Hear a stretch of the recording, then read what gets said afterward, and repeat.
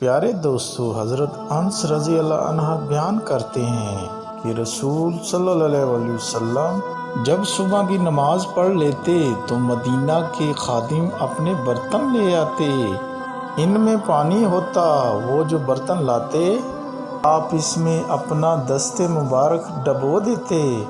بعض اوقات تو وہ موسم سرما میں صبح کے وقت آپ کے پاس آ جاتے تو آپ صلی اللہ علیہ وسلم اپنے ہاتھ ڈبو دیا کرتے۔ پیارے دوستو، اللہ تعالیٰ قرآن پاک میں ارشاد فرماتا ہے،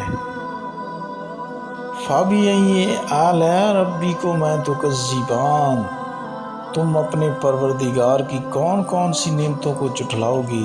پیارے دوستو، اللہ ہم پر اور سب پر رحم و کرم نوازی فرمائے اور ہمیں نیک کام کرنے کی توفیق عطا فرمائے۔